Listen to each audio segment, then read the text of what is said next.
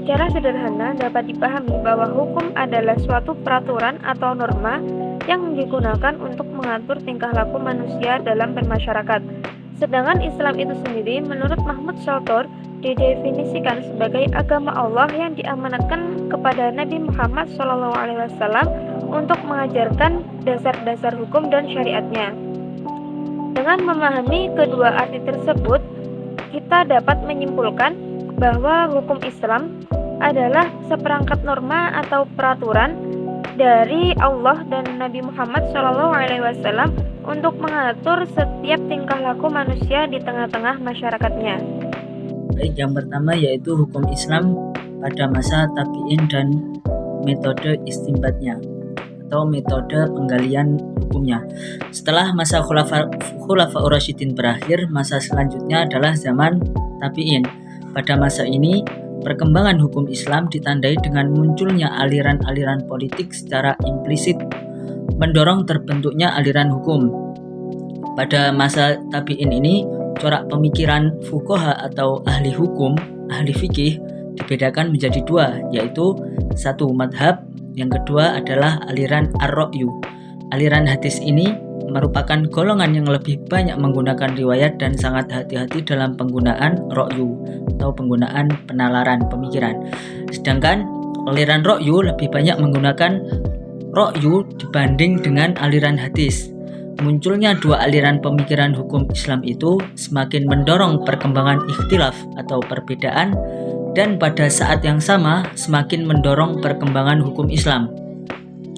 Beberapa langkah atau metode istinbat yang mereka lakukan atau yang ulama lakukan diantaranya: satu, mencari ketentuannya di dalam Al-Quran, karena dapat diketahui bahwa Al-Quran merupakan sumber hukum tertinggi. Yang kedua, apabila ketentuannya tidak ada di dalam Al-Quran, maka dicarilah di dalam As-Sunnah atau hadis. Yang ketiga, apabila tidak didapatkan dalam Al-Quran dan Sunnah, mereka kembali pada pendapat sahabat. Yang keempat, apabila pendapat sahabat tidak diperoleh, maka seorang ulama itu harus berijtihad atau menentukan hukumnya sendiri. Dengan demikian, dasar-dasar hukum Islam pada periode ini adalah Al-Quran, Sunnah, Ijma, dan pendapat sahabat, atau yang terakhir ijtihad. Baik, mazhab yang pertama yaitu mazhab Imam Hanafi. Aliran ini berasal dari nama tokoh sentral dalam pemikiran fikih, yaitu Abu Hanifah Al-Nu'man ibn Sabit ibn Zub. Abu Hanifah tidak memulai pembelajaran dari fikih, tetapi memulainya dengan ilmu kalam, sehingga hal ini menyokong dalam pembentukan metode berpikirnya yang rasional dan realistis. Cara ijtihad atau istinbatnya yang pokok yang dilakukan Abu Hanifah, yaitu yang pertama, sumber utamanya adalah merujuk pada Al-Quran. Yang kedua, apabila tidak ditemukan di dalam Al-Quran, ia merujuk kepada sunnah Nabi dan ashar yang sahih yang diriwayatkan oleh orang-orang yang siqah. Yang ketiga, apabila tidak mendapatkan pada keduanya, ia mencari qaul para sahabatnya. Berikutnya mazhab yang kedua, yaitu mazhab Imam Maliki. Imam Maliki adalah imam yang kedua dari imam-imam 4 serangkai dalam Islam. Imam Malik dikenal sebagai seorang berbudi mulia dengan pikiran cerdas, pemberani, dan teguh mempertahankan kebenaran yang diyakini. Dalam ilmu menjadikan beliau amat tegas dalam menentukan hukum syar'i. Cara ijtihad atau istinbatnya, Imam Malik melalui langkah-langkah, yaitu yang pertama, mengambil dari Al-Quran. Yang kedua, menggunakan zahir Al-Quran, yaitu lafaz-lafaz yang umum atau sunnah Nabi. Yang ketiga, menggunakan dalil Al-Quran, yaitu mafhum al-muwafaqah. Yang keempat, menggunakan mafhum Al-Quran, yaitu mafhum mukhalafah. Yang kelima, menggunakan tanbih Al-Quran, yaitu memperhatikan ilatnya. Oke, selanjutnya yaitu Imam Syafi'i.